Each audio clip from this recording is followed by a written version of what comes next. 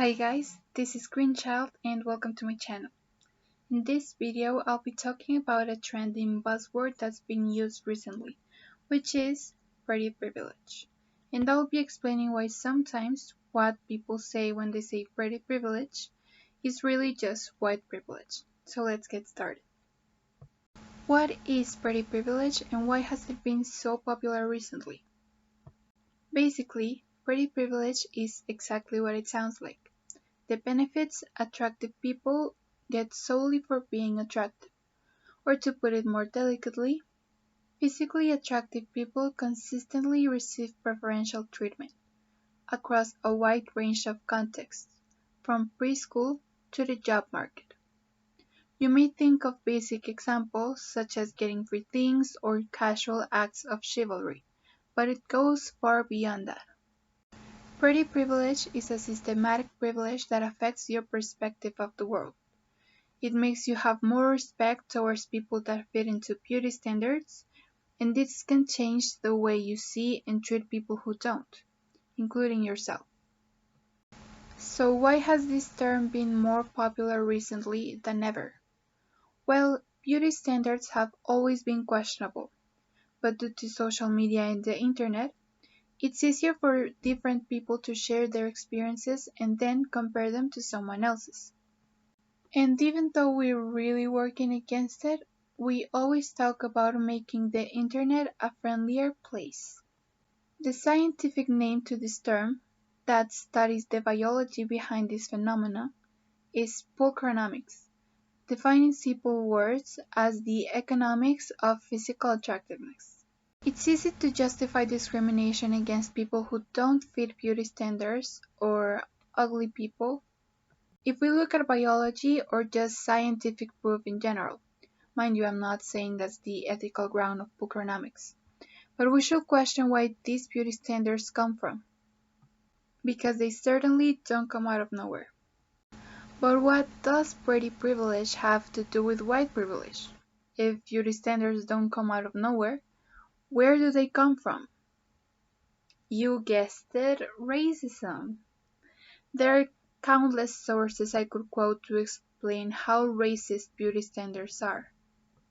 Books, articles, documentaries, and they all seem to reference the transatlantic slave trade, the discrimination towards lower classes, xenophobia, fetishization, etc. Abbreviating the entire history of beauty standards is exhausting and almost an impossible thing to do. You'd really have to go into detail to explain some of this stuff, but I'll try my best.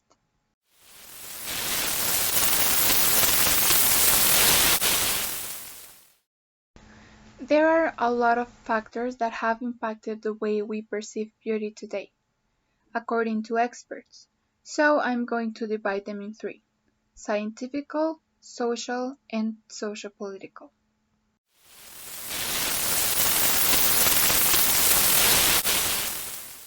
In this case, it's really about geometry, or more specifically, the Fibonacci number. Wait, but what does that have to do with the ridiculous amount of Harry Styles fans? Well, let's look at the sequence on real pictures. This phenomenon is also known as the golden ratio, and it explains that in most faces we consider attractive, the symmetry level is very high. Not only that, but the features are very proportioned, and the different elements occupy a similar amount of space. To explain it better, let's take a look at this Sunday Times graphic. This graphic explains how symmetrical faces, for instance, divided in thirds and fifths or following the rule of the pi number, can be considered more attractive due to being aesthetically pleasing. The graphic also mentions that men may find women in their 20s more attractive, maybe because they are most fertile at that age. Now, I have my own opinions about that one, but hey, I'm just repeating what science says. This, of course, puts many people at a disadvantage, especially people with disabilities or diseases that may cause their faces to be more asymmetrical than the common number.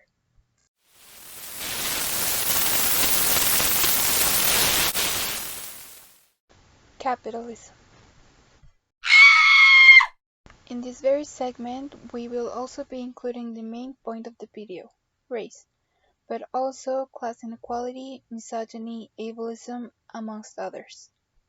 So the idea that capitalism has impacted the way we perceive what is beautiful is relatively new, not because the act of profit of beauty standards was just introduced, but because it has just been reinvented. We have relied on beauty products for a while now. According to the Library of Congress, makeup, as a product that you can profit from, started being popular as far as the Renaissance, where it started being normalized for all kinds of people and not just for the high class and the women with bad reputations.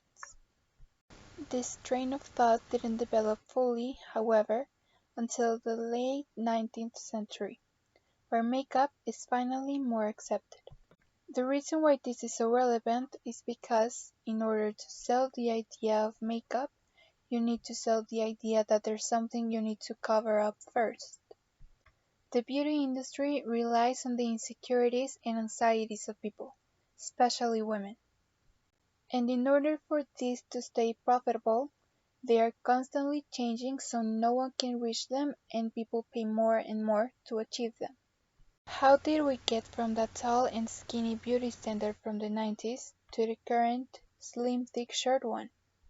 The beauty industry needs to create these crazy calibers in order to stay competent.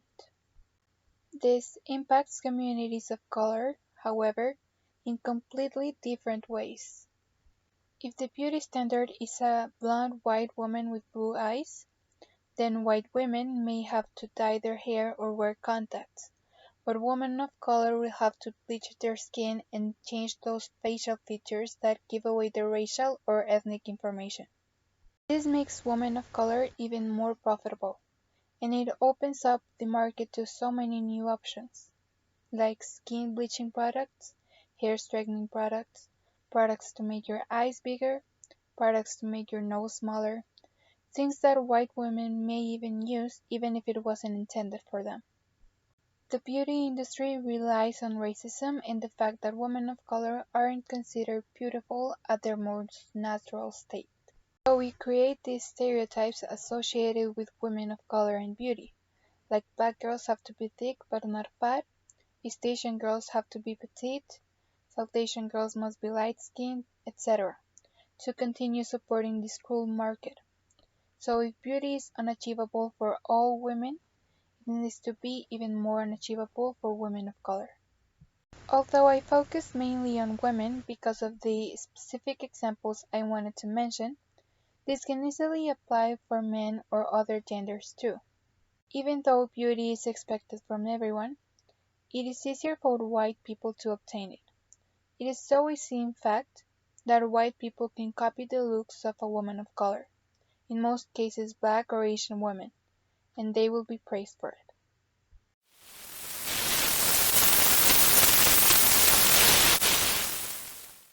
This is really like explaining the origins of racism in general, so I'll make it as short as possible. White man finds non-white man, white man needs to feel superior, white man starts to come up with stuff to feel superior. Of course, this was the case of the invisible to the eye modification of beauty standards and why we perceive certain things that way. No one is born judgmental. We turn judgmental based on the way we are raised. Or, to explain it better, let me show you that one psychological experiment. Quale delle due è bella? Questa. Qual è quella bella? Qual è quella brutta? We grow up around the idea that different is bad, since always. This, of course, reflects on what we find attractive. And this goes far beyond what race would physically represent, too. If a person inclined towards white or European features sees the picture of two Latina girls, one dressed like a Christian autumn girly and the other one dressed like a chola, guess who this person will prefer? It's not only about the way you look, it's about the way you talk, act, dress, how foreign you are to the idea of whiteness. Following this hypothesis, we can also look at the women of color people find the most beautiful. If a white boy on TikTok doesn't want to come off as racist when listing his celebrity crushes, he'll just mention Zendaya and call it a day. Not to disrespect Zendaya or anything of the sort. It's not her fault. In fact, she has brought attention to this issue. But it doesn't take away from the fact that she's closer to whiteness, so people will find her more beautiful. This is an ongoing debate amongst communities of color, too. The difference between these and the socio-political examples is that the one I talked about earlier was controlled by big companies, whereas in this one, individuals are really the ones to blame. So, should we reinvent beauty standards or just abolish them? It would be extremely hypocritical of me to say that I have never wanted to fit into beauty standards. And I'm sure we all have. Being an attractive person just seems easy, and if you already are, you try being it more. There are absolutely way too many things that go under the desire of being beautiful, like psychological things that honestly I'm not willing to go over right now. However, I can say that being attractive is of great value in society, and that is the main reason as to why it is craved so badly. I guess it is extremely utopical to say, let's just stop beauty and see each other merely as human beings. And I also must say, not everything about beauty is bad. Who's not a fan of beauty? Who doesn't love to admire beautiful things? It's in our nature, as we have proved until now. But why does this concept of beauty have to be so exclusionary yet so globalized? It's not fair to anyone, especially if you consider how important being attractive is for certain people.